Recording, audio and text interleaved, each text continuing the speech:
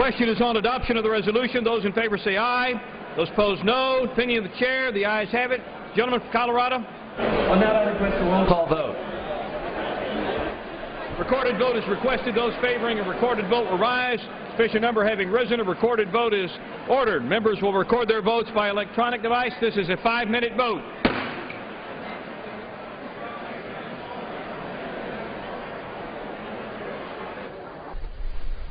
Second of two votes, this is the vote on the rule that will cover a couple of bills dealing with rolling back Dodd-Frank financial regulations law. One would remove regulations dealing with financial swaps. The other, which will get debated today, would cover regulations, would mandate regulations over broker-dealer conduct. This is a 5-minute vote, and we expect them to move on to general debate on a number of suspension bills and debate that broker-dealer bill in just a bit.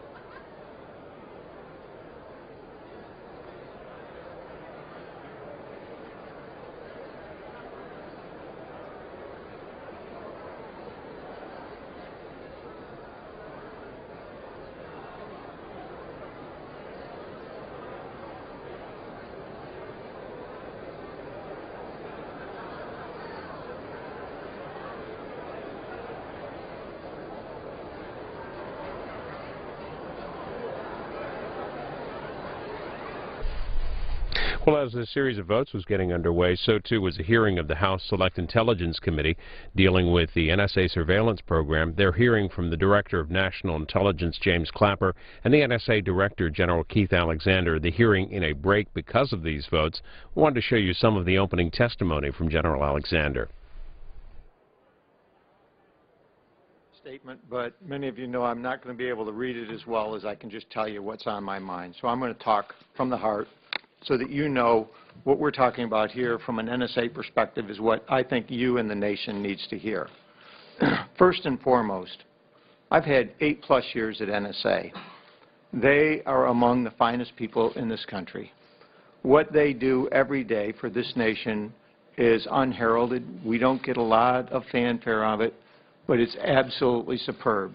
Saturday, I had the opportunity to work, again, which we have done every weekend since I've been there, to support our troops in Afghanistan who are under threat of an attack. We do that all the time. Our people were in there supporting our troops, supporting the military operations. And in 8+ years, not one person has ever come up to me and said, I have to work tonight or the weekend. They always come in, they protect our troops, and they protect this country. They've taken an oath to defend the nation and to protect our civil liberties and privacy.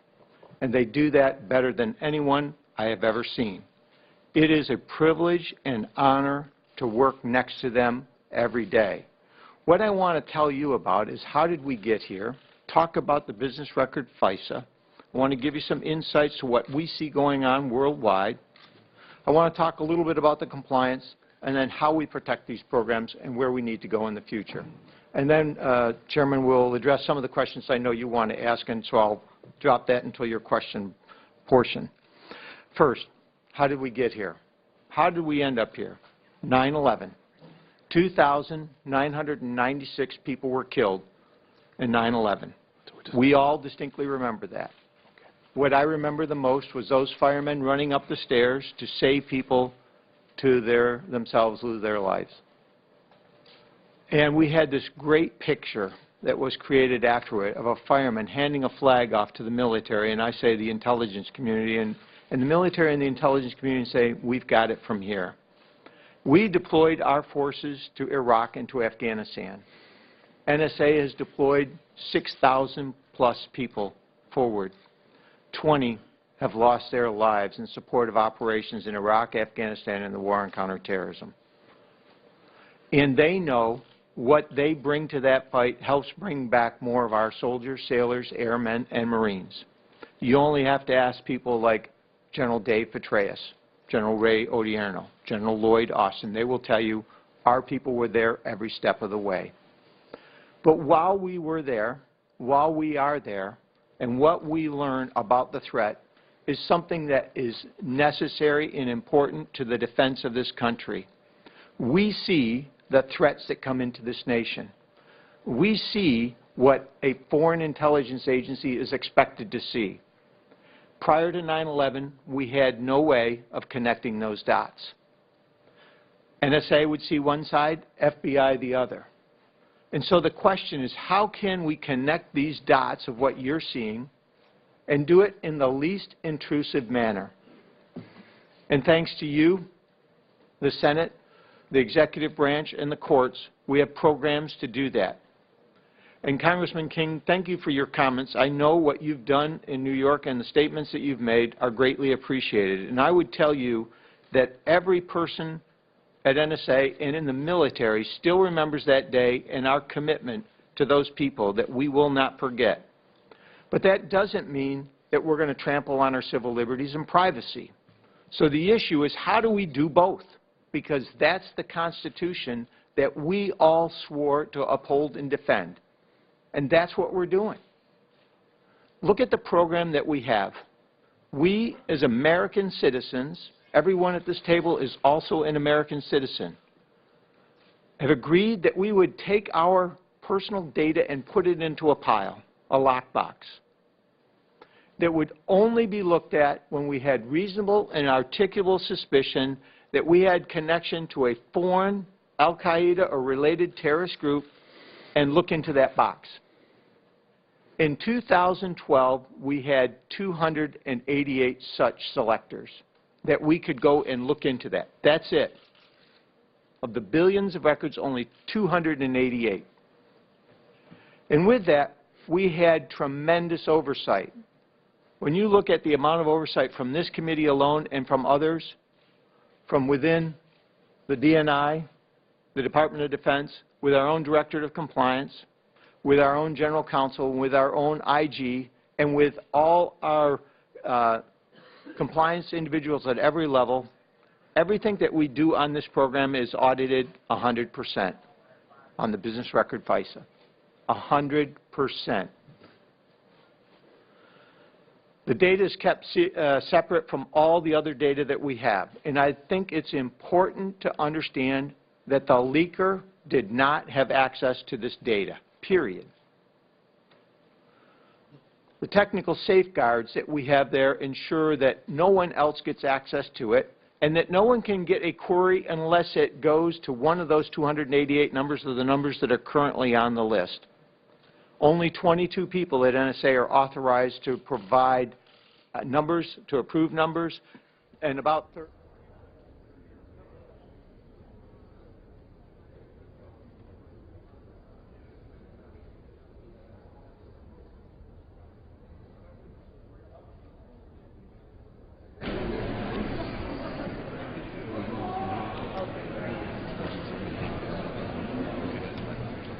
Mr. Holtgren. Mr. Holtgren votes aye.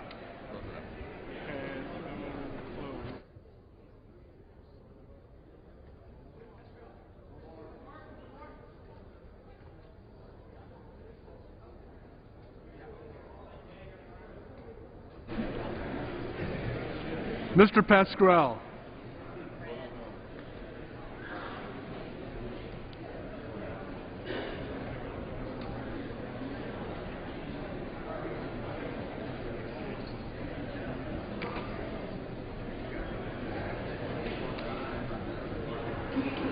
Mr. Pascrell votes no.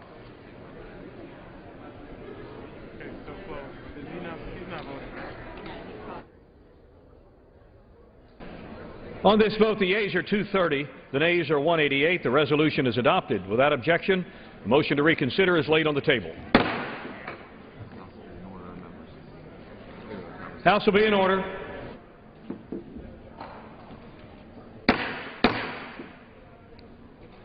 Would members take their conversations from the floor, clear the aisle, clear the well, let the House be in order.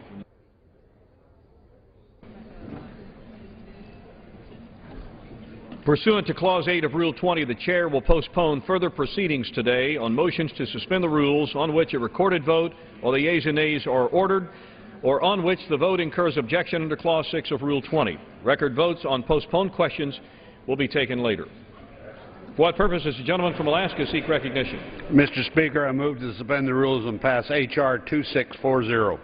Clerk will report the title of the bill. Union Calendar Number 164, H.R. 2640, a bill to amend the Wild and Scenic Rivers Act to adjust the Crooked River boundary to provide water certainty for the city of Prineville, Oregon, and for other purposes.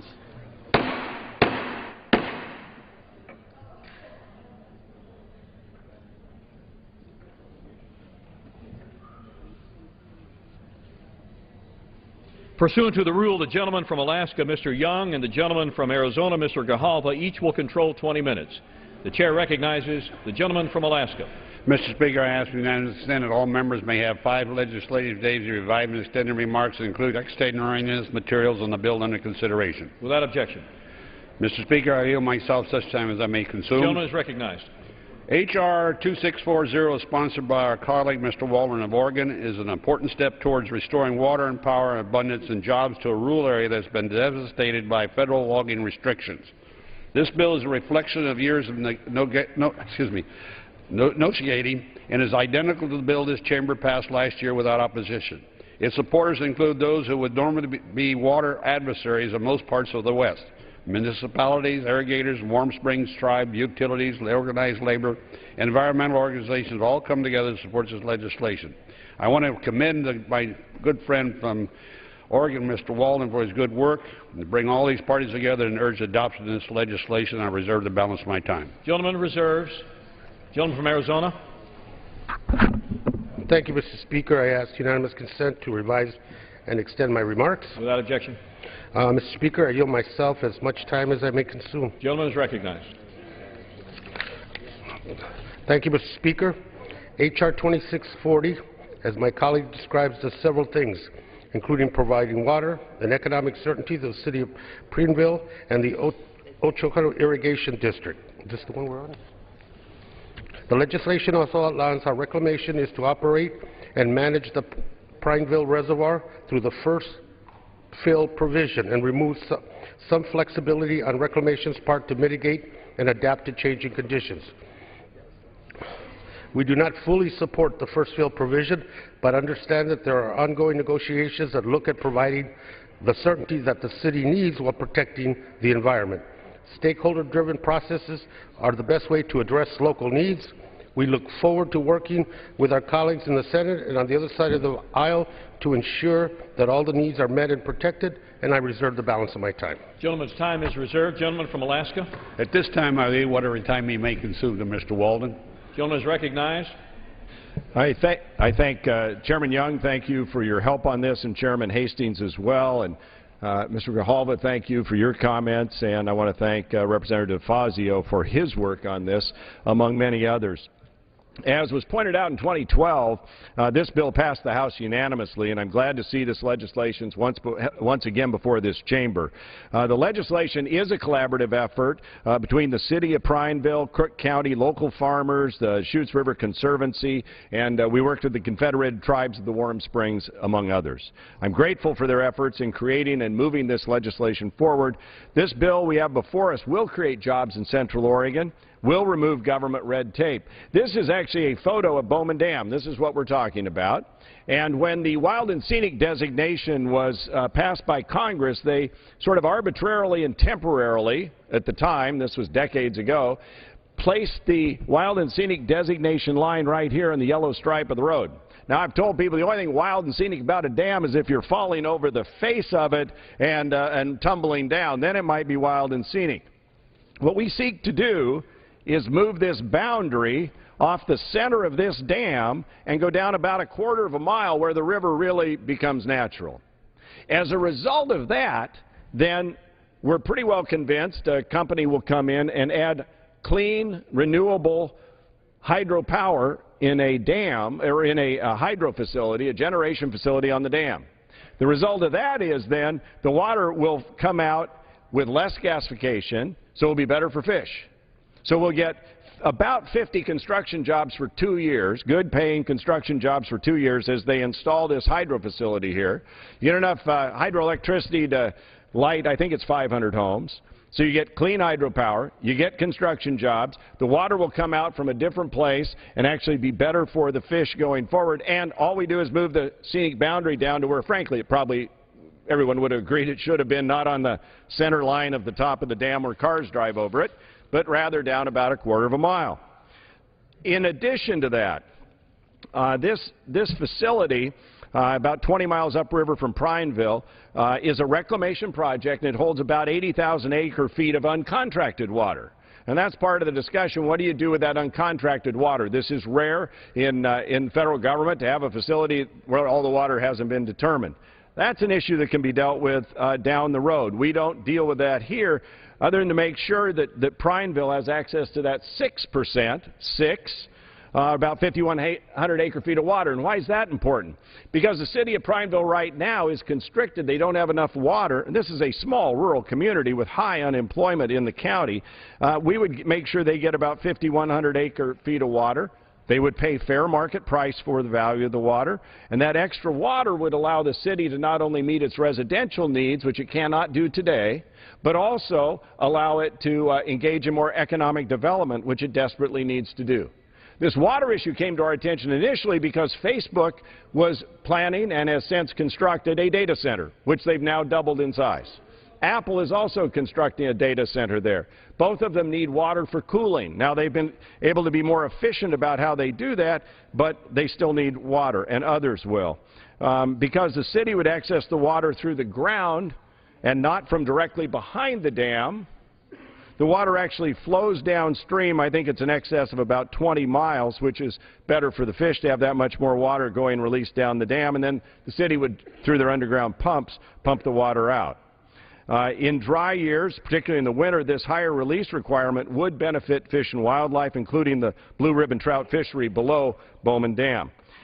And as I said, it fixes this problem with the wild and scenic designation and creates the 50 jobs. Additionally, the bill expedites the Mackay Creek Restoration Project. Now, this is something we work closely with the Warm Springs tribal leaders on because it would increase water flows for red band trout and summer steelhead.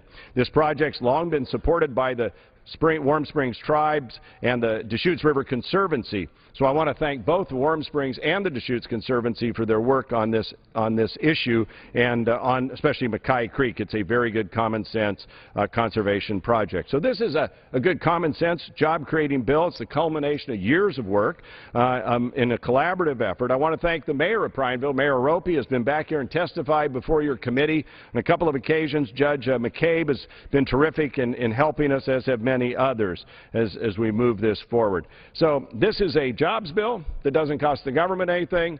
It's a good, clean water bill that helps a community provide jobs and take care of its citizens, and it resolves a long problem that has been a problem for this area. Actually, this debate's gone on since Mark Hatfield was in the Senate back in the 70s. So I appreciate the committee's diligent efforts on this in the bipartisan way that we're moving forward on this piece of legislation. And with that, Mr. Chairman, I would ask for your unanimous support of this bill, and I would yield back the time to the chairman from Alaska. I thank the gentleman. Thank you for his presentation. He's done an excellent job. At this time, I reserve my time. Gentleman's time is reserved. Gentleman from Arizona. Mr. Speaker, we have no further speakers, and we yield back. Yields back his time. Gentleman from Alaska. I have no further speakers and yield back. Gentleman yields back his time. The question is, will the House suspend the rules and pass the bill, H.R. 2640? Those in favor say aye. Those opposed, no. In the opinion of the chair, two-thirds being in the affirmative, the rules are suspended. The bill is passed without objection. The motion to reconsider is laid on the table. What purpose does the gentleman from Alaska seek recognition? Mr. Speaker, I move to suspend the rules and pass H.R. 623 as amended. The clerk will report the title of the bill. Union Calendar Number 176, H.R. 623, a bill to provide for the conveyance of certain property located in Anchorage, Alaska, from the United States to the Alaska Native Tribal Health Consortium. Pursuant to the rule, the gentleman from Alaska, Mr. Young, and the gentleman from Arizona, Mr. Grijalva, each will control 20 minutes. Chair recognizes the gentleman from Alaska. Mr. Speaker, I ask unanimous consent of all members that may have 5 legislative days and revive and extended remarks that include extemporaneous materials on the bill under consideration. Without objection.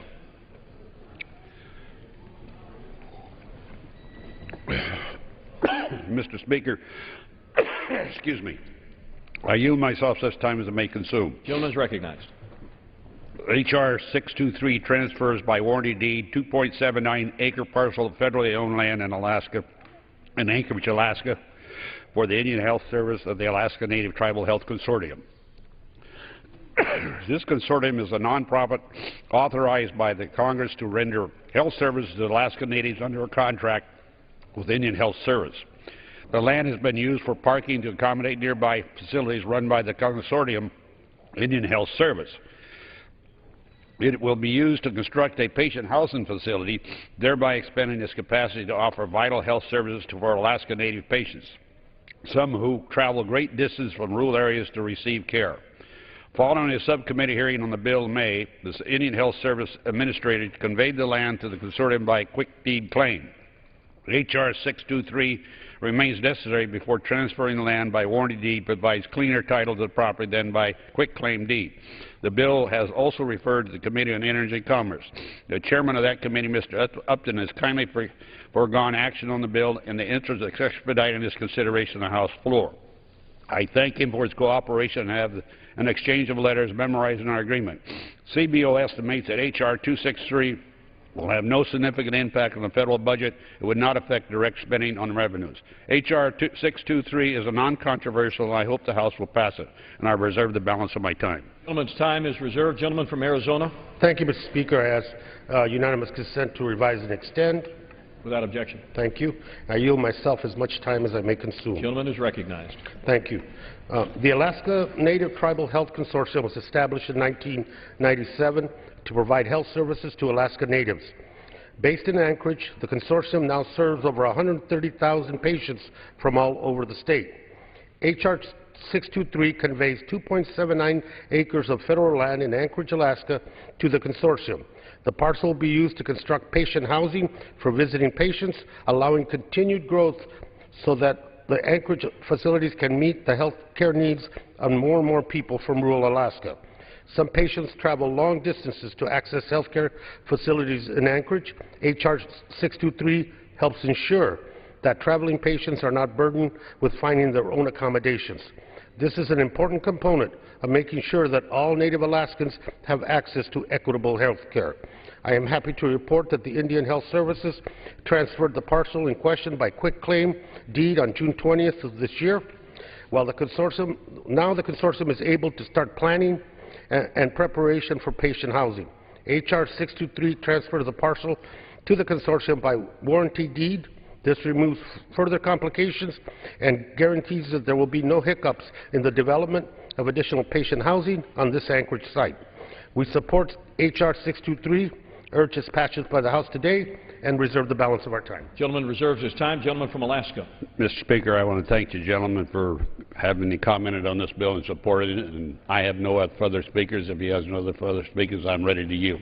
Gentleman from Arizona, yield back his time? Yeah, yield back. Gentleman yields back. Gentleman from Alaska. I yield back my time. Question is, will the House suspend the rules and pass the bill H.R. 623 as amended? Those in favor say aye. Those opposed, no. Opinion of the chair, two-thirds being in the affirmative.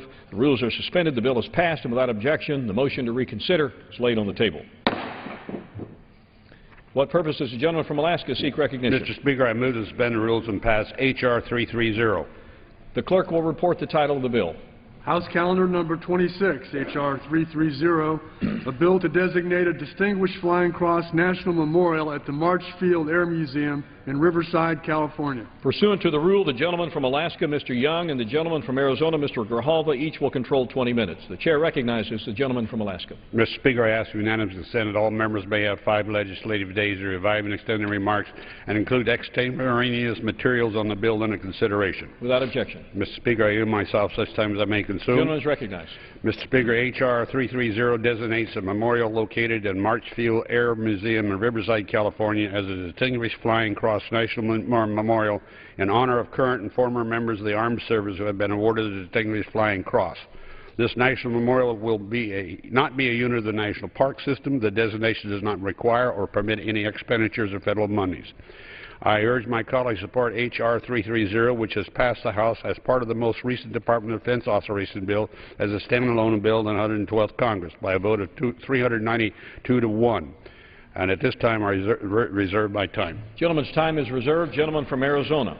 Thank you, Mr. Speaker. I ask unanimous consent to revise and extend, Without objection, and I yield myself as much time as I may consume. gentleman is recognized. Thank you. H.R. 330 designates a memorial at the Marchfield Air Museum in Riverside, California as the Distinguished Flying Cross National Memorial. The memorial to recipients of the U.S. Air Force Distinguished Flying Cross was dedicated on October 27, 2010, and since then it stands as a proud symbol of remembrance and honor for all members of the U.S. Armed Forces who have demonstrated heroism and extraordinary achievement. The Distinguished Flying Cross is the oldest military award for aviation, but there is no national memorial to recognize the sacrifice and commitment of these brave men and women. We support H.R. 330, urge its passage by the House, and reserve the balance. Gentleman reserves. Gentleman from Alaska. At this time, Mr. Speaker, I yield such time as he may consume to Mr. Calvert, the author of the bill. Outstanding member from California. I yield to him. Gentleman from California is recognized. Thank the gentleman from Alaska. Mr. Speaker, I rise in support of H.R. 330, a bill to designate a National Distinguished Flying Cross Memorial in Riverside, California. The memorial honors all current and former members of the armed forces who have been awarded the Distinguished Flying Cross. For the past two Congresses, the House has overwhelmingly passed a bill, and today I stand again in support of H.R. 330, which would designate the memorial at Marchfield Air Museum as the Distinguished Flying Cross National Memorial.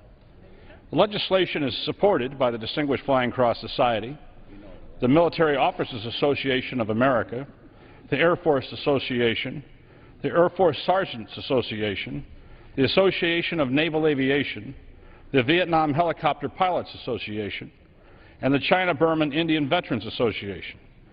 I'd like to point out that the language in the bill specifically states that the designation shall not be construed to require or permit federal funds to be expended for any purpose related to the National Memorial.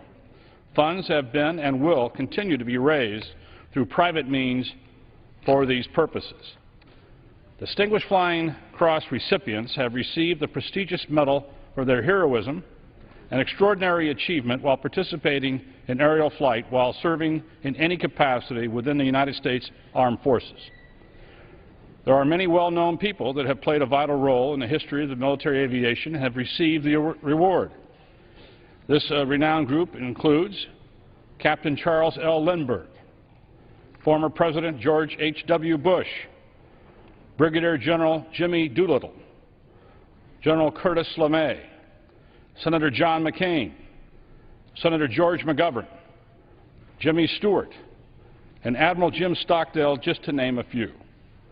The March Air Force Reserve Base, which hosts the C-17As of the 452nd Air Mobility Wing, is adjacent to the location of the memorial at Marchfield Air Museum. Visitors are able to witness active operational air units providing support to our troops around the world, which is an appropriate setting that honors the many aviators who have distinguished themselves by deeds performed in aerial flight. I'd like to thank those who worked tirelessly to ensure that this memorial is built and is properly designated to honor the distinguished aviators that have served this great nation. In particular, I'd like to recognize Jim Chaplin, his late wife, Trish, Distinguished Flying Cross Society's President, Chuck Sweeney, and the Society's historian, Dr. Barry Leman, who was instrumental in this effort. Again, I hope you'll join me in supporting the designation of the National Distinguished Flying Cross Memorial at Marchfield Air Museum and H.R. 330. Thank you, and I yield back the balance of my time. Gentleman from Arizona. Thank you. I yield as much time as he may consume to the gentleman from Riverside, California, an original co-sponsor of this legislation, Representative Takano. Gentleman from California is recognized. I thank the gentleman from Arizona for yielding time. Mr. Speaker, I rise today to support the Distinguished Flying Cross National Memorial Act, which would designate the Distinguished Flying Cross Memorial currently under construction at March Airfield Museum in Riverside County as a national memorial. Established by Congress in 1926, the Distinguished Flying Cross has been awarded to tens of thousands of Americans and gives recognition to members of our armed forces for heroism in aerial flight. This legislation could not be more important as there is no national memorial for these brave men and women, I believe that it is our duty to properly honor our heroes for their service. In addition to its bipartisan support, this legislation also has the backing of countless veterans and military organizations, including the Distinguished Flying Cross Society, the Military Officers Association of America, the Air Force Association, the Air Force Sergeants Association, the Association of Naval Aviation, and the Vietnam Helicopter Pilots Association. I was proud to introduce this legislation with my Republican colleague from the Inland Empire, Representative Ken Calvert, and hope we can continue to work together on issues such as this because our region has deep military roots. I would also like to express my gratitude to California Senators Barbara Boxer and Dianne Feinstein, along with Senator Bill Nelson of Florida, who introduced the Senate version of this bill. Let's honor these heroes, Mr. Speaker, and pass the Distinguished Flying Cross National Memorial Act. Thank you, and I yield back. Gentleman from Alaska. If I inquire, you have any other speakers? Speaker, we yield back the remainder of our time. Gentleman from Arizona yields back his time. Gentleman from Alaska. I yield back the remaining time. Gentleman from Alaska yields back. The question is, will the House suspend the rules and pass the bill H.R. 330? Those in favor say aye. Those opposed, no. In the opinion of the Chair, two-thirds being in the affirmative, the rules are suspended, the bill is passed, and without objection, the motion to reconsider is laid on the table. For what purpose does the gentleman from Alaska seek recognition? Mr. Speaker, I move to suspend the rules and pass H.R. 2337. The clerk will report the title of the bill. Union Calendar number 143, H.R. 2337, a bill to provide for the conveyance of the Forest Service Lake Hill Administrative Site in Summit County, Colorado. Pursuant to the rule, the gentleman from Alaska, Mr. Young, and the gentleman from Arizona, Mr. Grijalva, each will control 20 minutes. The Chair recognizes the gentleman from Alaska. Mr. Speaker, I ask unanimous consent that all members may have 5 legislative days to revive and extend their remarks and include extemporaneous materials on the bill under consideration. Without objection. Mr. Speaker, I yield myself such time as I may consume. Gentleman is recognized. H.R. 2337 authorized the Forest Service to convey approximately 40 acres to the White River National Forest of Summit County, Colorado. This parcel is sandwiched between Interstate 70 and a local highway and largely isolated from the rest of the White River National Forest, would be utilized by Summit County to construct affordable workforce housing. This conveyance will benefit both the country and the Forest Service by eliminating the agency's management over this isolated parcel. I urge my colleagues to support this legislation and reserve the balance of my time. Gentleman reserved. Gentleman from Arizona. Thank you, Mr. Speaker. I ask unanimous consent to revise and extend. Without objection. I yield myself as much time as I may consume. Gentleman is recognized. Thank you. H.R. 2337 conveys approximately 40 acres of Forest Service land to the Lake Hill, called the Lake Hill Administrative Site in the White River National Forest to Summit County, Colorado. The Forest Service has established that the site has lost its national forest character and is severed from the rest of the White River National Forest. Summit County will use the site to construct workforce housing, a need identified by the county. Summit County will cover all costs associated with the conveyance, and the Forest Service will be able to use any proceeds to address regional forest management issues. H.R. 2337 is a great example of the federal government working with local governments to identify and solve common problems. Congressman Polis is to be commended for his leadership in addressing the needs of his constituents using common sense, practical solutions. We support the legislation, urge its passage, and reserve the balance of our time. Gentleman reserves. Gentleman from Alaska. I reserve. Gentleman reserves. Gentleman from Arizona. Thank you.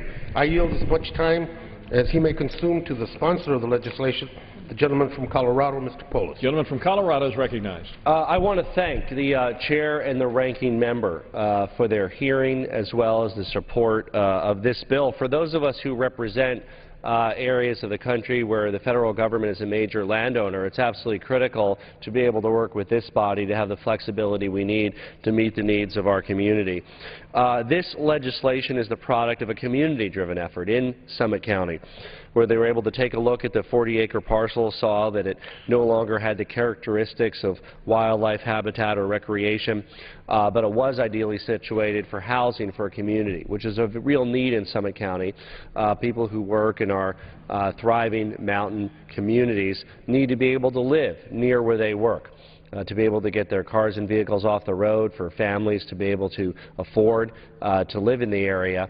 It's an absolutely critical need that the Summit County Commissioners, as well as our municipalities, as well as others, have come to the table around finding a real-life solution for. This bill is the first step. H.R. 2337 conveys a 40-acre parcel in the White River National Forest known as the Lake Hill Site to Summit County for fair market value. Summit County will pay for all of the administrative costs associated with the conveyance, and as a result, the Congressional Budget Office estimates that this bill has no cost. In fact, proceeds from the sale will support a much-needed U.S. Forest Service facility improvements and maintenance, which is absolutely critical to be able to do their job as stewards of our federal lands, which is one of our main economic drivers for jobs, as well as the quality lifestyle in Summit County. This bill had input from a variety of local stakeholders, received broad community support from the towns of Dillon and Frisco, from Summit County, from local environmental organizations and businesses. In July, the House Natural Resources Committee approved the bill by unanimous consent, and our senators, Mark Udall and Michael Bennet, have introduced a companion bill, Senate Bill 1305, which hopefully will be considered in committee in the weeks ahead. This Lake Hill site was selected for sale because the property no longer has national forest character. The parcel is isolated from other U.S. Forest Service land. It sits between an interstate to the north and a highway to the south and condominiums to the west. The parcel was heavily logged and has unsightly infrastructure. As a result, it's no longer suitable for wildlife habitat or recreation purposes, but it is ideally suitable for additional housing to reflect the needs of our growing community. Fortunately, Lake Hill can provide a great community purpose. Affordable housing availability is a critical problem in Summit County. Increasingly, families that work in Summit County are having a harder and harder time living in Summit County. During the winter, approximately one-third of the Summit County workforce has to commute into the county, sometimes 45-minute, hour-long commutes, because local housing prices are too high for many people who work in the community to be able to afford to live there. In fact, nearly 40% of Summit County residents are paying more for housing than they can afford. There's also a substantial housing gap in the face of a growing population. Over the last decade, the number of seniors increased faster in Summit County than any other county in Colorado. Latino households have doubled during the last decade, now comprising 15% of the county's population. There's a real need for affordable housing options that meet the demands of our growing workforce and the needs of our economy, a need that will only become more urgent over time. A lot of work remains to be done to put together the community partnership, to look at the design elements and how this will work for the community. But this critical step can only occur here in the United States Congress, which is the transference of the Lake Hill site. It will be a perfect setting for affordable housing. The property is located in the heart of Summit County, between the towns of Frisco and Dillon, and near free public transit that's already available. This bill is a win-win. It adds affordable housing options while providing funding for the U.S. Forest Service to improve Forest Service administrative facilities. I urge my colleagues to support this essential legislation that contributes to the well-being of Summit County and our greater community. Thank you, and I yield back. Gentleman from Alaska. I have no further speakers. Gentleman from Arizona. Yield back. Gentleman yields back. Gentleman from Alaska. I yield back. Gentleman yields back his time. The question is, will the House suspend the rules and pass the bill H.R. 2337? Those in favor say aye. Those opposed, no. In the opinion of the chair, two-thirds being in the affirmative, the rules are suspended. The bill is passed, and without objection, the motion to reconsider is laid on the table.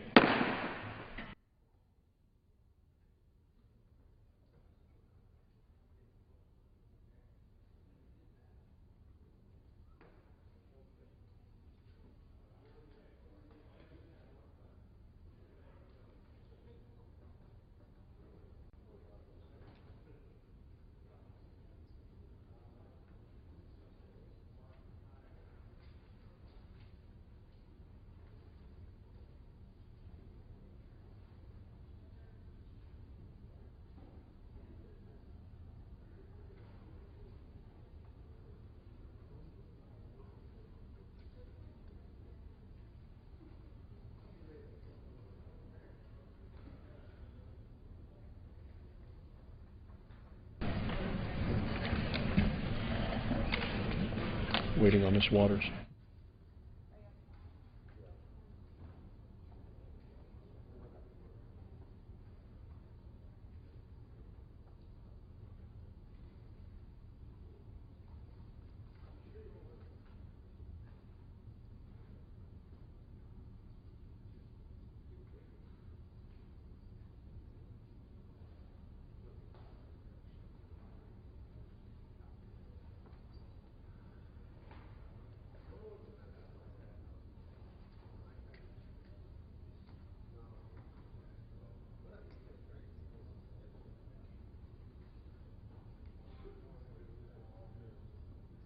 Purpose as the gentleman from Texas seek recognition.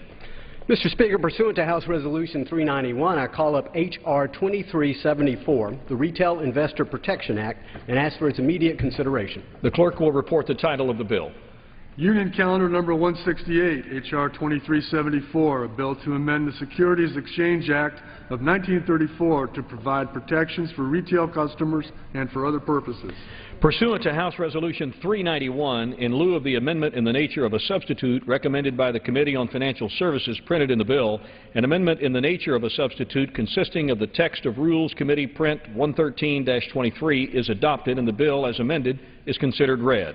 After 1 hour of debate on the bill as amended, it shall be in order to consider the further amendment printed in House Report 113-253, if offered by the gentleman from California, Mr. George Miller, or his designee, which shall be considered read and not shall be separately debatable for 20 minutes, equally divided and controlled by the proponent and an opponent. The gentleman from Texas, Mr. Henseling, and the gentleman from Massachusetts, Mr. Lynch, each will control 30 minutes. The chair recognizes the gentleman from Texas. Mr. Speaker, I ask unanimous consent that all members may have 5 legislative days within which to revise and extend their remarks and include extraneous material in the record on H.R. 2374 currently under consideration. Without objection. Mr. Speaker, I yield myself as much time as I may consume. The gentleman is recognized.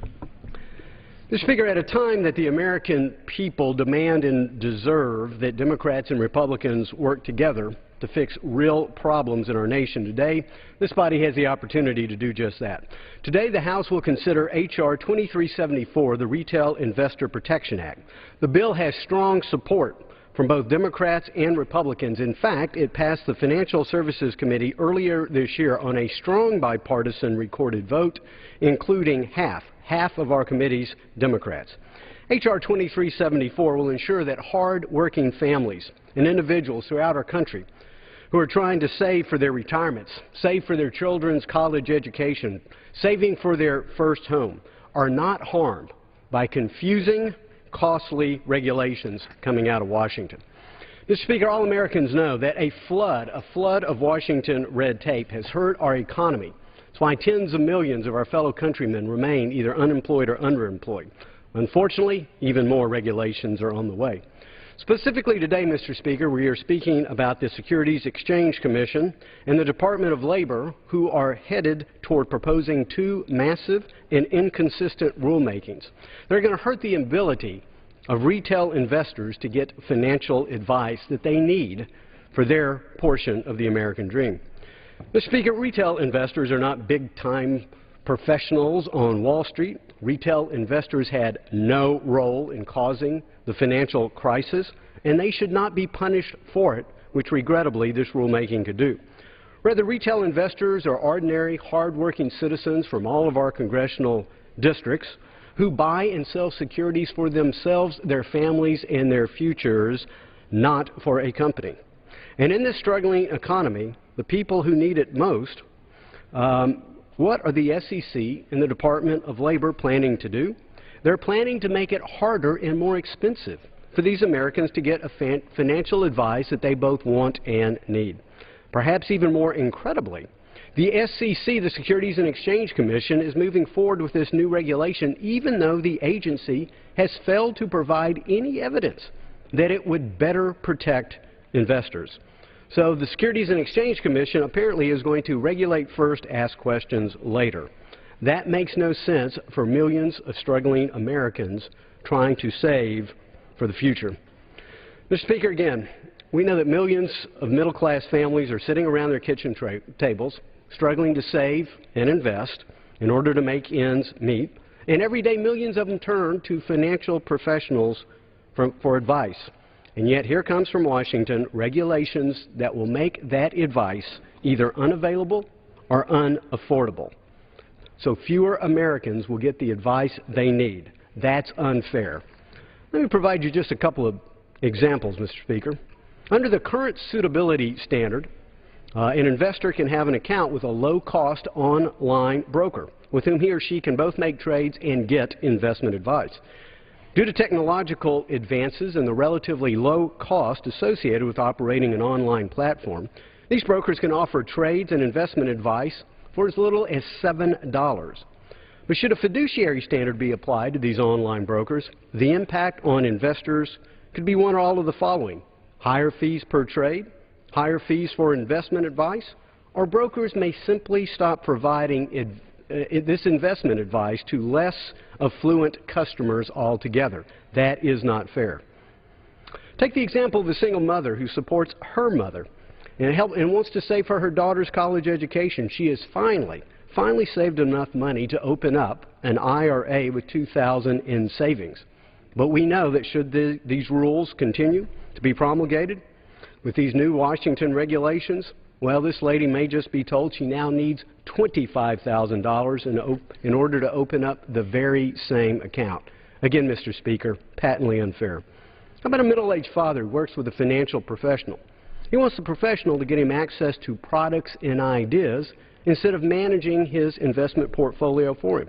He wants to trade individual bonds, but potential regulations might not allow the financial professional to offer him bonds on a principal basis.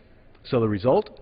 The father either gets worse execution prices and ends up paying a whole lot more for his investments. Fortunately, one of our colleagues has stepped up to the table. The gentlelady from Missouri, Ms. Wagner, has introduced a common-sense bill, the Retail Investor Protection Act. And I and the rest of the committee who has voted for it congratulate her for her great work. This bill would require the SEC to first consider the potential impacts its proposed regulation will have on investors, especially those with low and moderate incomes, who would lose access to personalized investment advice that they need. Second, the bill would require coordination between the SEC and the Department of Labor. These Washington agencies will have to sequence their rulemakings with the SEC going first, so there will be no inconsistent rules that end up confusing and costing investors.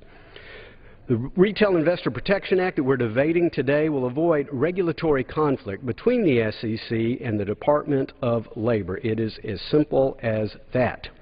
Mr. Speaker, even the SEC itself acknowledges that the cost of its regulation could ultimately be passed on to retail investors in the form of higher fees or lost access to services and products. Yet again, unfair. It's not what Americans need. It's not what they deserve, especially as our economy remains in the throes of the weakest, slowest non-recovery of the last 70 years. Mr. Speaker, I urge my colleagues to pass this bipartisan bill. Again, a bipartisan bill that passed with half of the Democrats on the Financial Services Committee choosing to support this common-sense legislation. H.R. 2374 will help struggling American families get the financial assistance they want and deserve. I reserve the balance of my time. Gentleman's time is reserved. Chair recognizes the gentlelady from California. Thank you, Mr. Speaker. I yield myself such time as I may consume. The gentlelady is recognized. I strongly oppose H.R. 2374, the bill inappropriately entitled Retail Investor Protection Act. Quite the opposite. H.R. 2374 hinders the Labor Department and the Securities and Exchange Commission from protecting the average retail investor when they save for retirement. For the last 2 years, the Labor Department has been updating an outdated rule regarding the fiduciary responsibility owed to employee benefit plans under the Employee Retirement Income Security Act of 1974, ERISA, and for individual retirement accounts, IRAs, under the tax code. Today, retirees are more likely to rely on 401ks and IRAs and are less likely to have defined benefit plans from the employers. At the same time, financial products have become increasingly complex because the rules governing the rights of investors and the responsibilities of advisors are more than 35 years old. DOL is attempting to modernize these rules in order to reflect the changing nature of the retirement marketplace. Given these realities, it is necessary for the Department to make sure that the professionals offering retirement advice have a duty to put their clients' interests first before their own, or at very least tell their customers that they may be conflicted.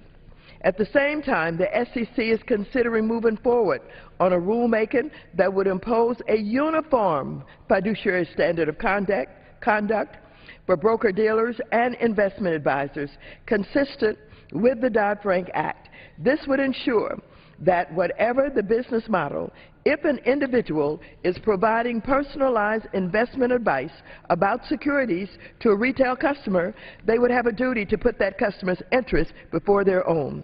This is particularly important as many retail customers are unaware of the differences in the standards of care that various professionals owe them. Both agencies have been making progress with their rules, collecting the necessary data and responding to stakeholder concerns about preserving access to investment advice, particularly for individuals with small accounts. Given these facts, H.R. 2374 is the wrong approach. This legislation makes it significantly more difficult for both the SEC and the Department to move forward. First, the provision requiring the SEC to do a new study, another study, documenting that investors are being systemically harmed or disadvantaged under the existing standard creates a high hurdle for the Commission to overcome. The purpose of this provision is to impose further roadblocks before the Commission can take any action, providing another avenue for industry to sue the SEC. Secondly, H.R. 2374 would prohibit the Labor Department from modernizing the fiduciary duty standard under ERISA and the tax code until the SEC issued their rule. This provision would represent a historic abrogation of the Department's unique authority and in spite of whatever pressing need for an updated rule.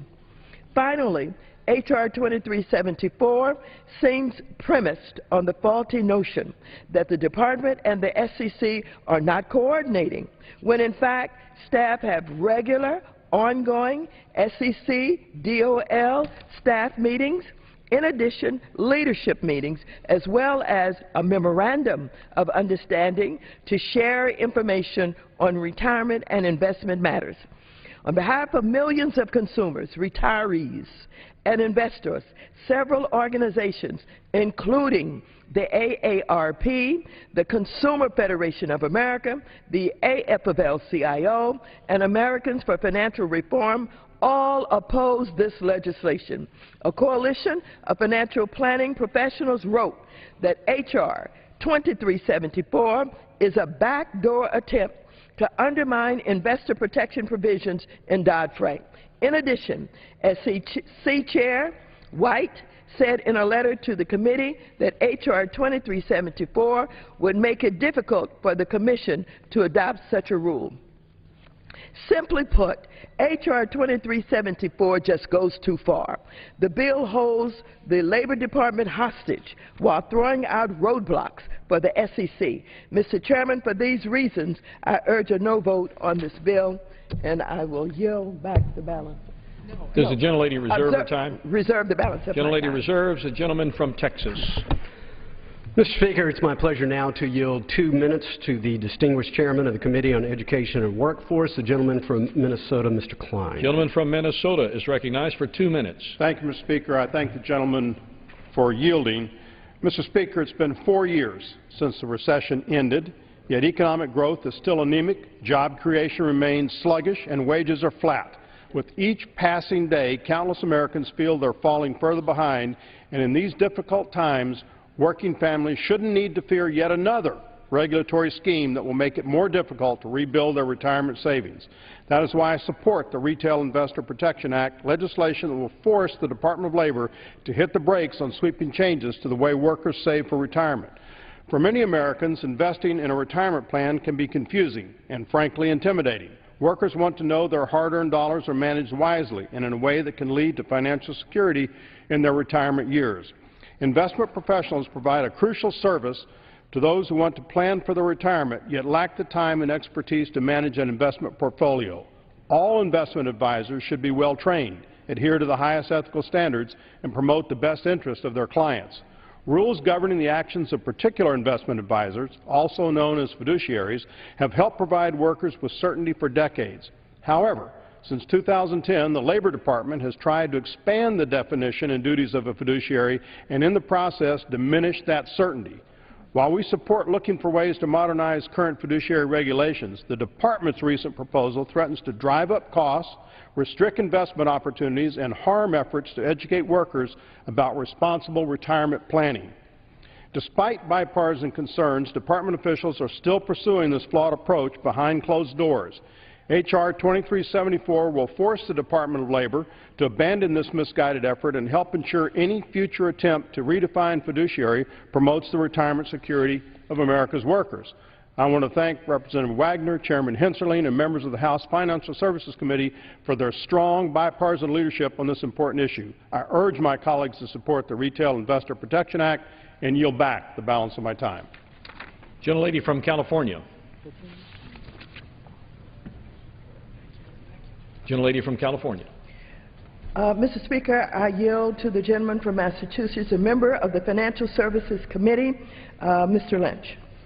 Gentlelady from California is yielding time, and for how much time? For 3 minutes. For 3 minutes to the gentleman from Massachusetts. I thank the gentleman. I thank the gentlelady for yielding. Mr. Speaker, I rise today in opposition to H.R. 2374, the so-called Retail Investor Protection Act. Despite its innocuous-sounding title, the intent of this bill is not to protect investors, but to protect an outdated system that systematically weakens the average American's retirement savings protections. When Americans sit down across the table from a financial advisor and entrust their retirement nest egg, they expect the advice they receive to be the best financial advice for them. That's why when Congress created the Employee Retirement Security Act in 1974, it did so with the express purpose of protecting employees and their dependents through robust disclosure requirements and fiduciary standards of care. But the quality of advice they receive is often dependent on whether their advisor is an investment advisor or a broker-dealer, a distinction which is really a reflection of an accident of chance that retail investors typically are not aware of and do not fully understand. Moreover, as employers have come to back away from defined benefit plans to defined contribution plans like 401ks, average workers more often are on their own to weigh advice received directly from their financial advisor about how best to invest their retirement. The result is a retirement savings system in which many workers often are unaware that they are turning over their savings to advisors who may have no legal requirement whatsoever to act in the worker's best interest. This bill before us today will make it harder for the Department of Labor and the Securities and Exchange Commission to protect workers' retirement savings at a time when expanding and strengthening those retirement savings and protections has never been more important. The average Social Security beneficiary receives about $1,200 per month, or just under $15,000 per year, representing just 41% of required pre-retirement income. With the cost of services for retirees, such as health care, food, and other essentials, continuing to go up, it is more important than ever that Americans have robust retirement savings to supplement the modest benefit that Social Security now guarantees. Unfortunately, this bill before the House today takes us in the opposite direction in order to protect the status quo. That's why AARP opposes this bill. That's why the AFL-CIO opposes this bill. That's why the Consumer Federation for Financial Reform opposes this bill. And that's why I will vote no on this bill, and I urge my colleagues to do the same. And I yield back. Gentleman from Texas. Mr. Speaker, it is now my pleasure to yield 6 minutes to the sponsor of the legislation, an outstanding freshman member of our committee who has led on this issue. I yield 6 minutes to Ms. Wagner of Missouri. Gentlelady from Missouri is recognized for 6 minutes. Mr. Speaker, and I first want to thank Chairman Hensarling and Chairman Garrett for their leadership in bringing this bill to the floor today. I also want to thank my Financial Services Committee colleagues on both sides of the aisle for their work and support of this bill. Mr. Chairman, in recent weeks, we've been caught up in a fierce debate over the imperiled balance sheet of our nation. It goes without saying that for a nation that is $17 trillion in debt, getting our federal balance sheet under control remains of extreme importance for future generations of Americans. But we must also keep in mind these days that it's not just the federal balance sheet that is upside down. Indeed, the household balance sheet of American families is under some of the greatest stress we've seen in decades. Median household income has declined by $2,400 since the previous recession ended in June of 2009. Millions of Americans remain out of work, and an alarming number of our fellow citizens have flat out given up on their search to find a job. And recent studies have shown that an alarming percentage of Americans do not have adequate savings set aside for their retirement. The fact is that many families in Missouri and all across the country are struggling just to make it to the 15th and the 30th of every month, let alone finding the ability to put something away for retirement or for a rainy day. Regrettably, despite all of these economic challenges, two federal agencies are on a path towards making it even harder for our fellow citizens to save and invest money for the future. At issue are attempts by the Department of Labor and the SEC to increase the liability of financial professionals that provide services to hard-working families all across our country. These new rules are likely to impose tremendous new burdens on Main Street businesses and will take choices away from hard-working families who understand better than anyone else that investments are in their best interest. For example, when the Department of Labor originally proposed the new fiduciary rules in 2010, it was pointed out by several commentators and by Republicans and Democrats in Congress that the likely result would not have been enhanced investor protection.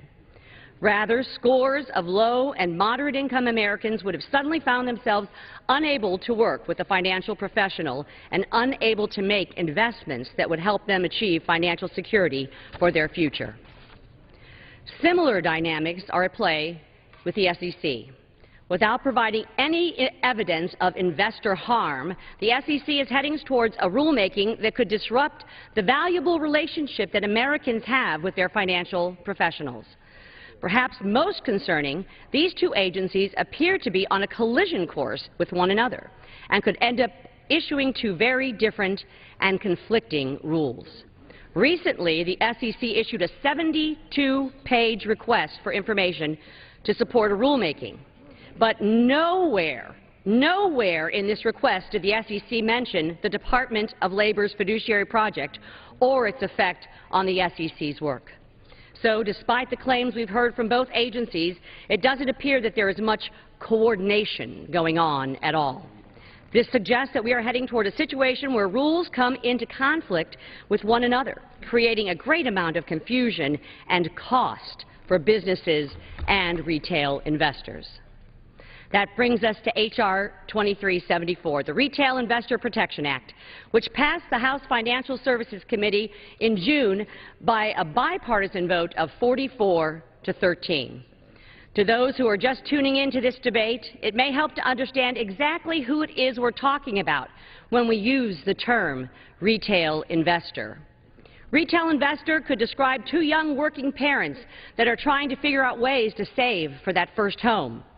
It could describe a single mother who has scraped together $1,000 to open up an IRA or an educational account for her child. Or it could describe a new dad looking to set up an insurance policy for his family. It is these Americans that will be hurt the most by overbearing and misguided rules that prohibit them from making investments that they both want and desperately need. So, the underlying legislation is quite simple. First, it requires the Department of Labor wait for the SEC to act before issuing new fiduciary rules. I would note that a recent letter from 10 Democratic senators in the Office of Management and Budget made this very same request. Second, the legislation requires the SEC to identify whether investors are being harmed or disadvantaged under current regulations. In other words, the SEC would have to identify a problem it is trying to address. The SEC would also have to identify whether new rules would restrict investor access to financial products and services, and to show that any final rule would actually reduce any confusion investors have over standards of conduct within the industry.